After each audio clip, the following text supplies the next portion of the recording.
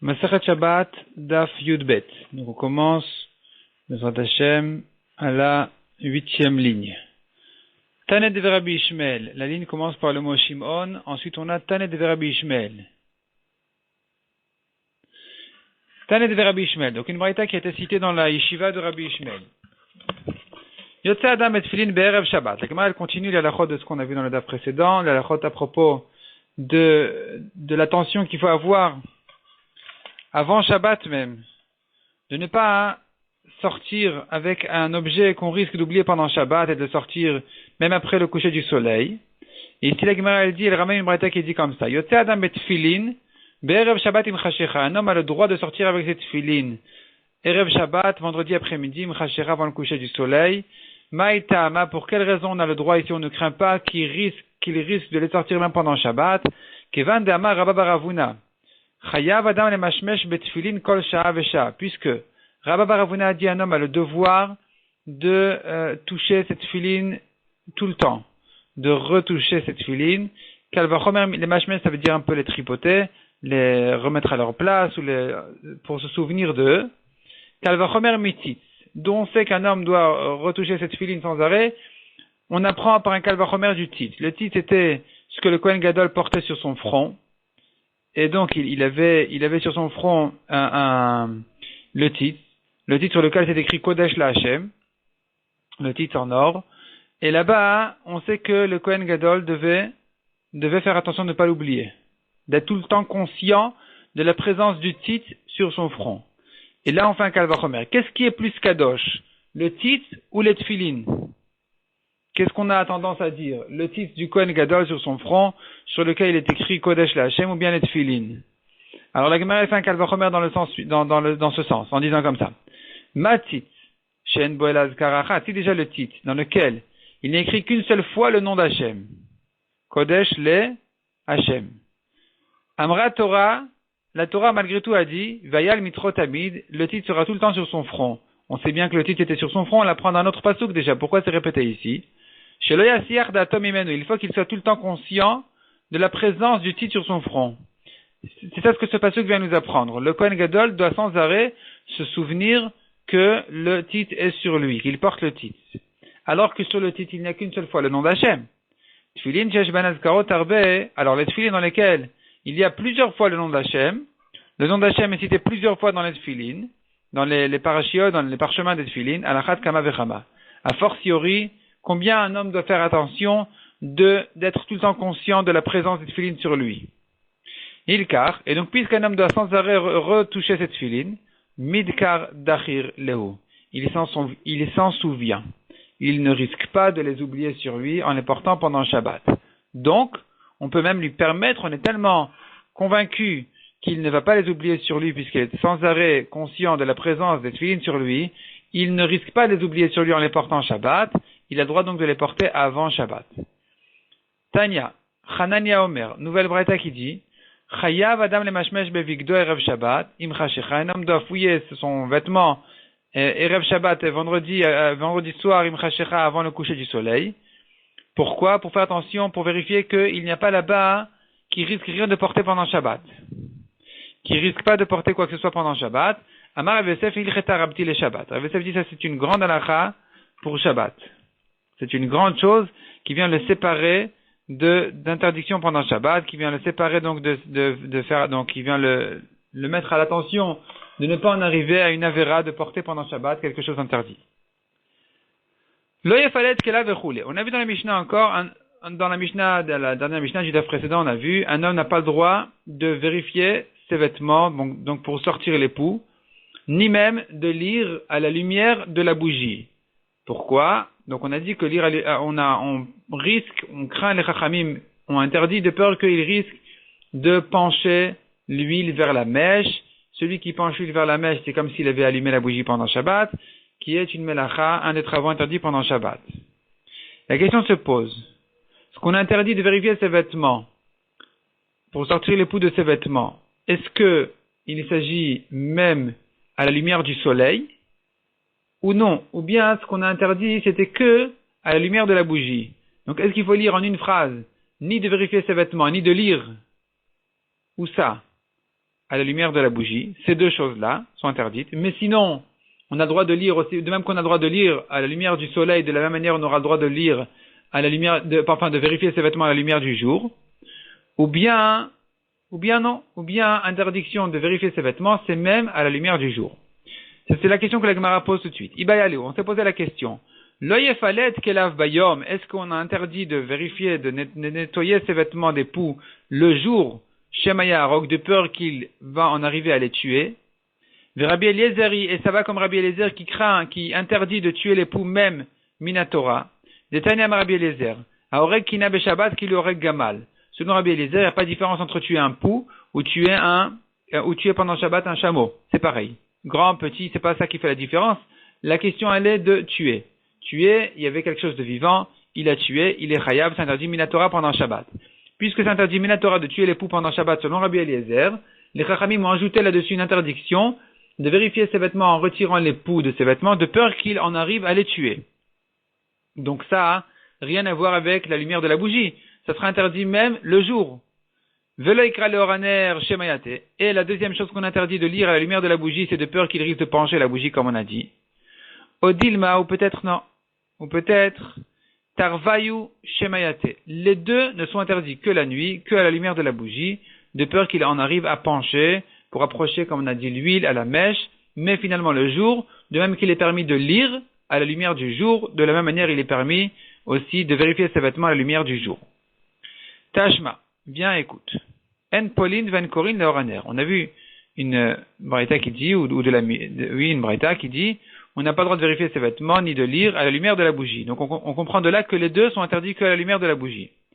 Et la Gemara dit, mais quelle preuve tu viens me ramener de là-bas?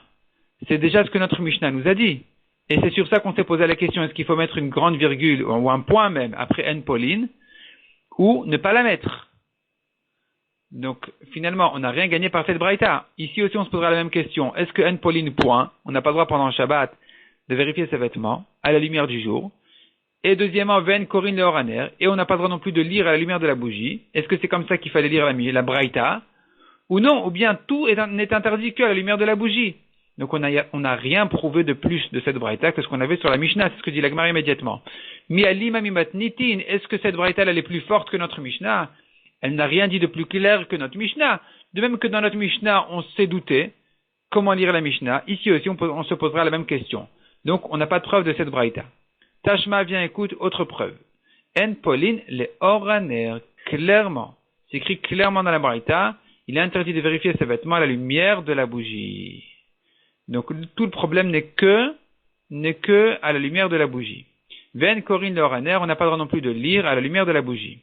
Elumina halachot, celles-ci font partie des halachot, chez Amrou, Ba'aliyat, Hanania ben Chizkia ben Garon, qu'on dit les Chachamim, à l'étage, au grenier de Hanania ben Chizkia ben Garon, là-bas ils se sont installés et ils ont institué quelques halachot, quelques décrets, et ça fait partie des choses, ce sont les choses que les Chachamim ont interdit là-bas. En tout cas, on voit ici très clairement, Shema Mina, tu entends de là, Netarvayu Shemayate, Shema Mina. Les deux interdictions ici, elles rentrent dans la crainte qui risque de pencher, comme on a dit, l'huile vers la mèche. C'est ça le problème, mais sinon, on ne craint pas qu'il tue les poux pendant Shabbat. Donc, à la lumière du jour, ça sera permis de vérifier ses vêtements pendant Shabbat. Amar Avida Amar Shmuel. Afilu lavrin men bigdo, le bigde ishto. Il interdit, à la lumière de la bougie, même de reconnaître, de faire les différences entre ses vêtements à lui et les vêtements de sa femme. Donc, la Gemara, elle va expliquer tout de suite. Il s'agit de quelqu'un qui a plus ou moins les mêmes vêtements que sa femme, les mêmes tuniques, les vêtements se ressemblent. Ils se ressemblent plus ou moins. Et que là, il a besoin de reconnaître les petites différences. Et là, donc, il doit vraiment approfondir en faisant très attention à la lumière de la bougie pour reconnaître ses vêtements à lui de ceux de sa femme. Et ça sera interdit, de même qu'il est interdit de lire, parce que pour lire, on doit reconnaître les petites lettres, et là, c'est interdit parce qu'il risque d'agrandir la flamme. Ici aussi, ça sera interdit de peur qu'il agrandisse la flamme. Donc, afilu lavrim en bigdol et bigde ishto, même pour reconnaître ses vêtements de ceux de sa femme, ça sera interdit. Amarava, lo amaran el adibne mechouza. Ce qu'on interdit, c'est que pour les gens de la ville de Mechouza, qui sont des gens qui ne travaillent pas et qui donc ont des vêtements larges, ils n'ont pas besoin de vêtements étroits, et donc leurs vêtements ils sont larges comme les vêtements des femmes qui étaient larges, et donc il y a peu de différence entre les siens et ceux de sa femme, c'est pour ça qu'il n'aura pas le droit de vérifier les différences à la lumière de la bougie.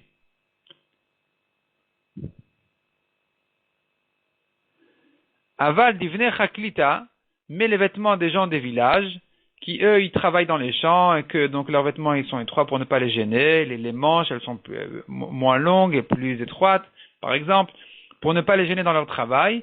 Alors finalement les vêtements du mari, de l'homme, sont bien différents de ceux de la femme.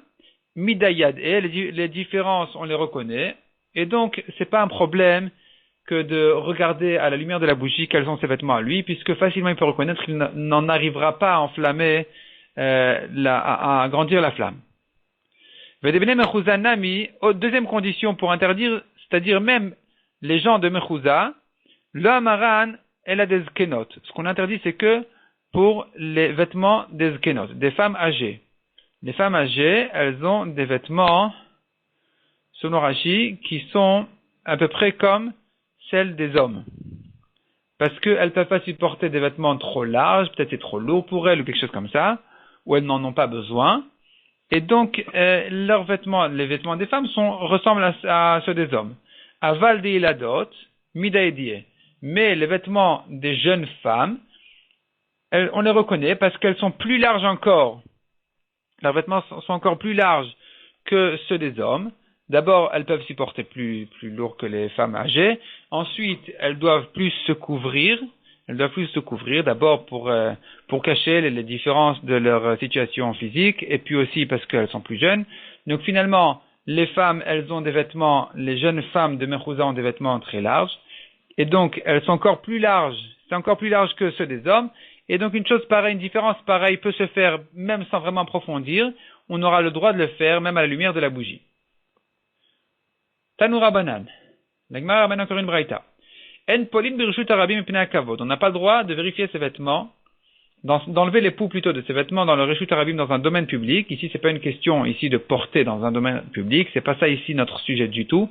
Le problème, il est un autre, c'est que mipnei kavod. C'est une question de respect, d'honneur vis-à-vis des gens. On ne peut pas, les gens vont être dégoûtés de ce comportement, de voir quelqu'un qui vient et qui sort ses poux de ses vêtements. Donc, il vaut mieux se rentrer dans un endroit fermé. Kayotsebo, de la même manière, on a autre halakha qui ressemble à celle-là. Amar Rabbi Yehuda vamre la Rabbi Nechemia. Rabbi Yehuda a dit, il y en a qui disent, Rabbi Nechemia qui a dit, en osin apiktvizin birshut arabim pnei kavod. Apiktvizin, ça veut dire vomir. Quelqu'un qui prend quelque chose pour revomir ce qu'il a mangé, il n'aura pas le droit de le faire dans un domaine public, mipnei kavod, par respect vis-à-vis des gens qui passent là-bas. Tanoura Banan. Amefalet Kelav. Nouvelle braïta. Et là, on va traiter la grande question, est-ce qu'il est permis de tuer les poux pendant Shabbat, oui ou non? Donc, Amefalet Kelav. Que doit faire quelqu'un qui sort les poux de ses vêtements? Molel. Il les tripote un petit peu entre ses doigts pour les raffaiblir, pour pas qu'ils reviennent sur lui. Vezorek et il les jette. Ou bilvat chez les yarok, à condition qu'il ne les tue pas. Il n'aura pas le droit de les tuer. Alors, ce Tana pense que de les tuer s'interdit que midrabanan, on ne craint pas de les raffaiblir, de les sortir, les tripoter, de peur qu'ils risquent d'en arriver à les tuer. On ne craint pas ça parce que même s'il va les tuer, ce n'est interdit que midrabanan. Abba Shaul Omer, notel vezorek ou bilvat sheleim lol. Selon Abba Shaul, il les prend tels quels, il les jette tels quels, sans même les tripoter pour les raffaiblir, de peur qu'il en arrive à les tuer, parce que Abba Shaul, lui, il pense que de les tuer s'interdit de la Torah, et donc, les Chachamim ont décrété de ne pas les tripoter de peur qu'il en arrive à les tuer. Amar Avuna, Halacha molel vezorek vezeu kvodo. La halacha dit Ravuna, elle est qu'il faut, on ne les tue pas, molel, on les tripote un petit peu pour les raffaiblir, vezorek et il les jette, vezeu kvodo, et ça c'est son honneur, va le bechol, même un jour de chol, il n'a pas à les tuer, c'est un manque de kavod. Rabba, Maktaleu. La Gemara dit quand même, nous avons quelques Amorim qui avaient l'habitude, quelques Chachamim de la Gemara qui avaient l'habitude de les tuer. Rabba Maktaleu, Rav Sheshet Maktaleu. Donc Rabba et Rav Sheshet avaient l'habitude de les tuer. Rava Shadileu les Kanademaya. Rava avait l'habitude de les jeter dans un bol d'eau pour qu'il meure là-bas. Amar lu Rav Nachman le Bnate. Rav Nachman disait à ses filles, Ktolin, tuez l'époux, ve'ashmein li kale de sanvati. Je vais les entendre mourir, je vais entendre que vous les tuez. Donc, faites-moi entendre kala la voix, le bruit des sanvati de mes ennemis. Tanya Rabbi Shimon ben Elazar Omer.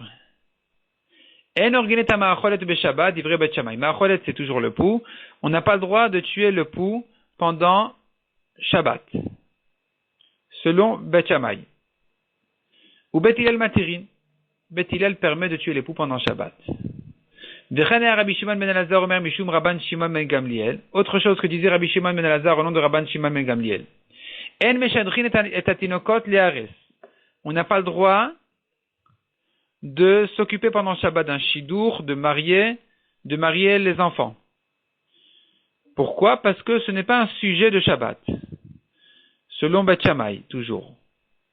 Velo et atinok elam do sefer, on n'a pas le droit non plus de s'arranger avec le professeur qui va enseigner à son fils, donc il va lui apprendre à étudier. Ou les lomdo manout, ni même un métier. On n'a pas le droit non plus de consoler les endeuillés pendant Shabbat. On n'a pas le droit non plus de visiter les malades pendant Shabbat. Selon Bet Shammai, toutes ces choses-là sont interdites. Ou Bet Hillel matirin. Bet Hillel permet toutes ces choses-là. Et la Gemara, elle va maintenant expliquer, rentrer dans les détails de cette deuxième discussion. Donc en réalité, on a terminé déjà avec l'époux. Donc on a vu une marloquette Bet Shammai et Bet Hillel. Selon Bet Shammai, il est interdit de tuer l'époux. Selon Bet Hillel, il est permis de tuer l'époux. La Gemara explique plus loin dans le Daf Kuf Zain.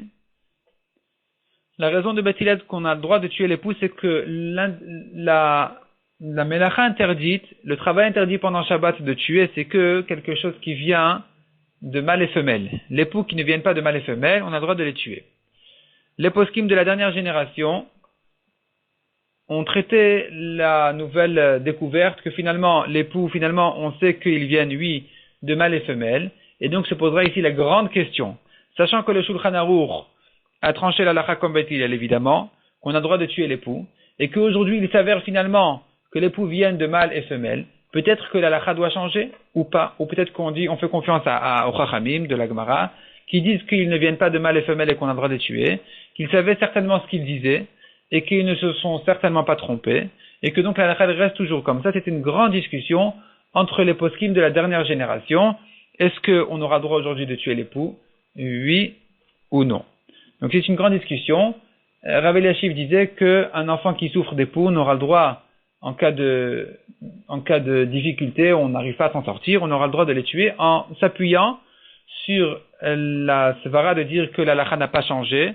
La halakha n'a pas changé du moment que le Shulchan Aruch a tranché la halakha qu'il est permis, même si aujourd'hui on a l'impression que la raison, elle n'est plus vraiment valable. Là, on peut dans un cas pareil, quand même, s'appuyer sur la halakha simple qui permet de tuer l'époux. Peut-être que les Chachamim avaient d'autres raisons, ou peut-être que les Chachamim se suffisaient du fait qu'on ne voit pas à l'œil nu, simplement qu'ils viennent de mâle et femelle. C'est déjà suffisant pour dire que ça ne fait pas partie des animaux qu'on n'a pas le droit de tuer pendant Shabbat, ou d'autres raisons.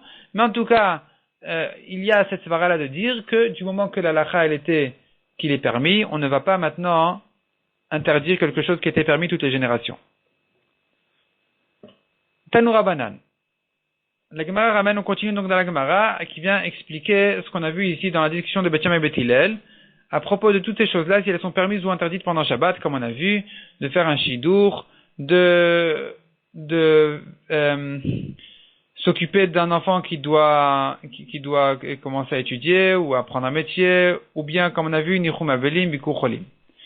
Donc, celui qui vient visiter le malade pendant Shabbat, qu'est-ce qu'il dit? Il lui dit pas refoua shlema comme un jour de chol, il doit lui parler autrement pendant Shabbat. La parole de Shabbat doit être différente de celle de chol. Donc, de quelle manière il doit s'adresser à lui? Qu'est-ce qu'il doit lui dire? Omer, Shabbat hi milizok. Aujourd'hui, c'est Shabbat milizok que de crier. C'est pas un jour de cri aujourd'hui. Ufa kurba lavo, ne vous inquiétez pas, la guérison est proche à venir.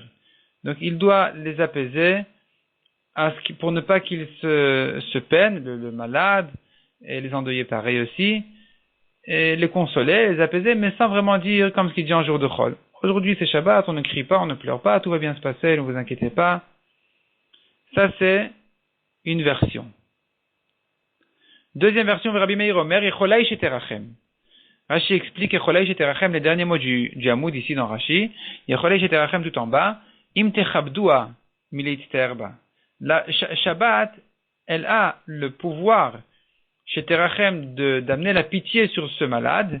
Im techabdua, si vous l'honorez militsterba, de ne pas vous mettre en peine pendant Shabbat. Donc celui qui se calme pendant Shabbat, qui ne se laisse pas aller à sa peine, à sa détresse pendant Shabbat, qui se réjouit pendant Shabbat en honorant Shabbat, c'est un mérite suffisant pour que Shabbat ait pitié de lui et qu'il soit délivré de son problème. J'ai lu récemment une histoire avec un couple qui n'avait pas d'enfant et que donc ils allaient chez les médecins à chaque fois pour voir ce qu'ils peuvent faire. Et puis, un vendredi, comme ça, ils apprennent que s'il n'y a rien à faire, c'est fini. Ils ne peuvent plus avoir d'enfants, il n'y a rien à faire. Ils étaient justement ce Shabbat-là à un hôtel, et la femme, en entendant ça, elle était tellement brisée qu'elle n'était pas capable de sortir de sa chambre. Elle voulait rester dans sa chambre pendant tout Shabbat. Le mari, qui ne savait pas quoi faire, est allé voir le Rav qui s'occupait donc de ce Shabbat plein là, à l'hôtel, le Rav de l'hôtel. Enfin le Rav qui était invité à l'hôtel, Rav Chaim Zaïd, qui était justement ce Shabbat là-bas, il a dit voilà, je sais pas quoi faire, on va faire bientôt Kiddush, et finalement ma femme ne veut pas sortir de la chambre, elle est complètement brisée. Alors il dit appelle là, bon, bref, finalement ils se rencontrent, et peut-être que c'est Rav Zaïd qui est monté, je sais pas, ils se rencontrent et lui dit écoute, je comprends la grande détresse, je comprends la grande peine que vous avez, mais je vais vous dire quelque chose. Sachez que, il s'adresse à la femme, il lui dit, sache que le zrout de Shabbat, le mérite de Shabbat, si tu prends sur toi ce Shabbat de ne pas du tout penser à ça, ne pas du tout penser à ta propre peine, et tu honores Shabbat comme ce qu'elle mérite, peut-être que ce mérite-là est suffisant déjà pour t'amener des enfants. La femme s'est un peu réconfortée en entendant ça, et elle a décidé effectivement de l'écouter. Elle sort au contraire, elle est descendue à la cantine et elle est allée au contraire sourire aux gens et les servir, et c'était la grande joie de Shabbat, vraiment en s'oubliant complètement. 9 mois plus tard, elle appelle Rav Zaïd en lui disant Mazal Tov, j'ai eu un enfant. Donc ça c'est la belle histoire, et c'est écrit clairement ici dans la Gemara, Yecholai sheterachem, comme on a vu dans Rashi, si on honore Shabbat en oubliant sa propre peine, eh bien, c'est un mérite suffisant déjà pour amener la délivrance, pour que Shabbat amène la pitié sur cet homme-là. On tourne la page. Rabbi Yehuda Omer, Amakom irachem alecha. Selon Rabbi Yehuda, celui qui vient visiter le malade pendant Shabbat, qu'est-ce qu'il lui dit? Amakom, que Hachem, Amakom, c'est un surnom d'Hachem, comme on dit dans la Haggadah, Baruch Amakom, Baruchu. Donc, Amakom irachem alecha, qu'il ait pitié de toi, ve'al chol Israël, et sur les malades d'Israël. Rabbi Yossi Omer, Amakom irachem alecha, betoch chol Israël. Selon Rabbi Yossi, il faut dire qu'Hachem ait pitié de toi parmi les malades d'Israël. Shevna ish Yerushalayim, Shevna Rachid, c'est un grand homme qui était à Yerushalayim. Biknisato Omer Shalom, quand il rentrait visiter les malades, il disait Shalom. Ou Vitiato, et en sortant, il disait Omer, Shabbat Emeliz Ok, aujourd'hui c'est Shabbat, c'est pas un moment de crier. Urfa Kurva Lavo, la guérison est proche à venir. Verachamav Merubin, et ses pitiés, les pitiés d'Hachem sont nombreuses. Hachem a beaucoup pitié des gens, des Juifs. Veshivtu beshalom, et reposez-vous en paix ce Shabbat. Keman Azla, donc ça c'est la fin de la Braïta. La Gemara maintenant pose la question. Keman Azla, comme qui va? Hadama Rabbi Chanina, ce que Rabbi Chanina a dit. Mishesh lo chole betor beto, quelqu'un qui veut prier pour un malade, donc celui qui a un malade chez lui, tarir shiarvenu betor chole Israël. Il doit le citer parmi les malades d'Israël, pour que le mérite général des malades d'Israël puisse servir à guérir chacun d'entre eux, dont de son proche. Keman comme qui ça va, Rabbi aussi. Ça va comme Rabbi aussi qu'on a vu ici à la troisième ligne qui disait Betor chole Israël. On doit dire aux malades qu'Hachem ait pitié de toi parmi les malades d'Israël. Et c'est comme ça qu'on dit aujourd'hui d'ailleurs aussi. Quand on prie pour un malade, on dit un tel, fils d'une telle, les refouach lema, Betor sh'ar chole Israël. Parmi les autres malades d'Israël. D'Amar Rabbi Chanina. On continue dans la Gemara. Difficilement les Chachamim ont permis d'aller visiter, d'aller consoler les endeuillés et de visiter les malades pendant Shabbat parce que ça lui cause de la peine à celui qui vient les visiter aussi. Amar Rabba Bar Chana, qui avaz linan batred Rabbi Elazar, lorsqu'on allait derrière Rabbi Elazar, après Rabbi Elazar, les Sheyou les Betfira pour visiter le malade, Zimnin, des fois, Amar il lui disait, donc ici on ne parle plus de Shabbat, on parle en semaine, aussi, papa, c'est pas ça, c'est plus le sujet maintenant. Des fois il lui disait, en Lachon HaKodesh, il lui disait comme ça, Hamakom yifkodra le shalom, qu'Hachem se souvient de toi pour la paix. Donc il disait ça en Lachon HaKodesh. Vezimnin, Amar, et des fois il lui disait en araméen, Rachmana yidkerinach lishlam. C'est la même chose, mais c'est en araméen. Qu'Hachem se souvient de toi pour la paix. La Gemara demande, Echi Avidachi, comment il faisait une chose pareille? Ve'amar Ravuda, pourtant Ravuda a dit, Leolam alisha adam tzracha velashon arami. Un homme ne doit pas demander ses besoins en araméen. Il faut prier en Lachon HaKodesh. Ve'amar Rabbi Yochanan, kol hashoel tzracha velashon arami, celui qui demande ses besoins en araméen, donc qui était leur langue, ou n'importe quelle autre langue, en malacha sheret nizkakin lo. Les anges ne font pas attention à cette fille-là pour l'amener devant Hachem. Chez En Malacha Sharet Makirin, Belashon Arami, car les anges ne comprennent pas l'araméen. Bon, peut-être que dans ce cas-là, non. Peut-être que le problème n'est qu'en araméen. Donc, en tout cas, ne pas prier en araméen parce que les anges ne comprennent pas l'araméen. Et donc, comment est-ce qu'il bénissait le malade en lui disant en araméen que Hachem ait pitié de lui? Répond la Gemara. Shan Echolé est différent le malade des Shrina Imo. La Shrina est sur lui, Akadosh Baruch Hu réside sur lui, et donc on n'a pas besoin de passer ici par les anges. Il peut le bénir en n'importe quelle langue. Akadosh Baruch Hu comprend toutes les langues. De Amar Rav Anan Amar Rav. Minayin she Shrina soed et Acholé. D'où sait-on que la Shrina, Akadosh Baruch Hu, il vient soutenir le malade? Chez Neymar, comme il est dit, Hachem is'adenu el eres dvaï. Hachem va le soutenir sur un lit de douleur, de maladie. Tanya Namiachi, Anichnas evaker et acholé, la Gemara ramène aussi une braïta qui va aussi dans ce sens-là, celui qui vient visiter le malade. Lo yeshev, il n'a pas le droit de s'asseoir plus haut que le malade, lo al gabe mita, velo al gabe kissé, ni sur un lit, ni sur une chaise. Et la mitatef veyoshev lefanav, il doit venir enveloppé devant lui, donc vraiment avec son chapeau, avec soumission. Car la shrina se tient en haut de la tête du malade. Chez Neymar, comme il est dit dans le passage qu'on vient de voir, Hachem is'aden al eres devai, Hachem va le soutenir sur son lit de maladie, de douleur. D'où sait-on qu'Akadosh Baruch Hu il nourrit le malade? Chez Neymar, comme il est dit, Hachem is'aden al eres devai. Akadosh Baruch Hu va le soutenir sur son lit de maladie. D'ailleurs, on voit bien que les malades n'ont pas tellement besoin de manger, ils mangent beaucoup moins que ceux qui sont en bonne santé. Et ici, on a une explication très claire. Akadosh Baruch Hu, il nourrit le malade. Il n'a pas besoin de nourriture, d'aliments classiques.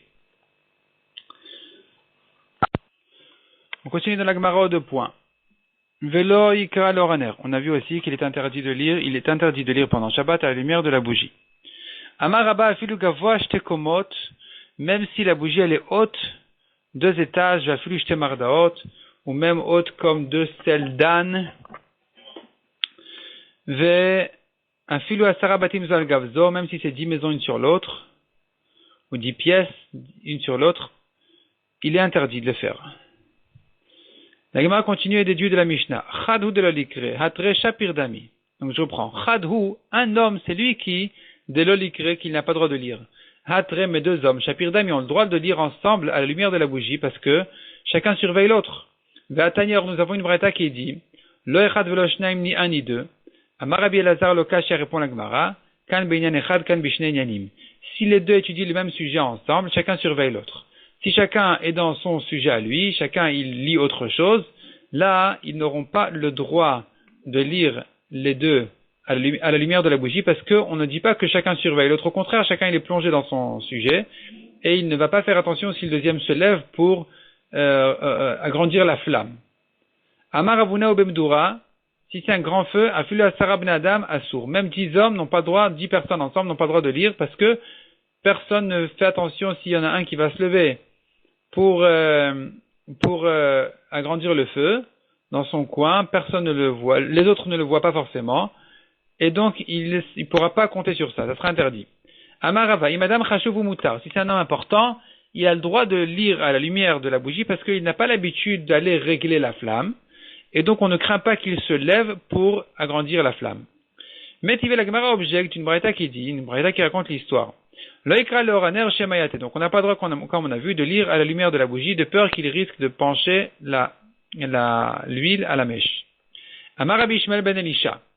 Ani ekra veloate. Rabbi Ishmael ben Elisha a dit, moi je vais lire, et je ne crains rien, il est impossible de croire que je risque, chas v'shalom, d'agrandir la flamme en plein Shabbat. Pamachat kara. Et donc il avait l'habitude comme ça, Rabbi Ishmael ben Elisha, de lire, ou plutôt une fois il a lu, au bikash leatot, et donc il a voulu, et il avait oublié, il était tellement plongé dans son étude qu'il avait oublié que c'était Shabbat, et il a failli pencher l'huile vers la mèche. Il s'est rattrapé en dernière minute et il a dit, Amar kamak dolim divrei chachamim, combien grands sont les paroles des chachamim, shayu omrim, qui disaient, loïkra leoraner, qui ont interdit de lire à la lumière de la bougie. Rabbi Nathan Omer, pire que ça, dit Rabbi Nathan, kara veita. Rabbi Ishmael ben Elisha, il a lu à la lumière de la bougie et il a penché l'huile vers la mèche. Vekatav el pinkaso, il a noté dans son carnet, Ani Ishmael ben Elisha kariti veitet iner beshabbat. Moi, Ishmael ben Elisha, j'ai lu et j'ai penché la bougie pendant Shabbat. Nikshi bane bet hamikdash, lorsque sera construit le bet hamikdash, avi chatat shmena.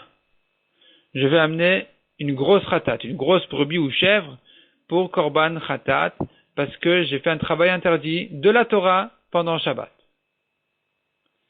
Amar Rabbi Abba, donc tout ça c'est une objection sur ce qu'on a vu. On a dit un homme important a le droit de lire, il ne risque pas de régler la flamme. Or ici on voit un homme important comme Rabbi Ishmael ben Elisha qui est venu et qui a réglé la flamme, ou qui a failli le faire.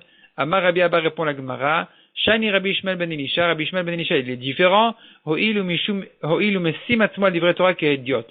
Il se comporte vis-à-vis de la Torah comme un homme simple, il ne se sent pas grand et important vis-à-vis de la Torah. Quand il a besoin pour son étude de la Torah d'aller régler la flamme, il ne se gêne pas de le faire, et donc quelqu'un comme lui n'a pas le droit de lire à la lumière de la bougie, il risque quand même de régler la flamme, comme ce qui s'est passé d'ailleurs.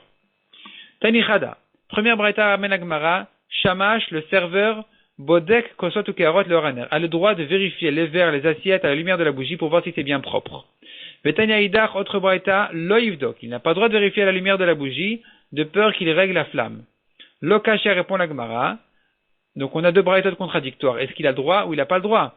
Répond la Gemara, ça dépend de quel shamash il s'agit. Kan beshamash kavua, kan beshamash eno kavua. Si c'est le serveur habituel classique ici, lui n'a pas le droit parce qu'il a peur de son maître. Il a peur de son patron, il a peur de se ramasser de remarques, et donc il fait bien attention à ce que ce soit propre comme il faut. Et lui, il va bien approfondir et bien regarder, et donc il risque de régler la flamme.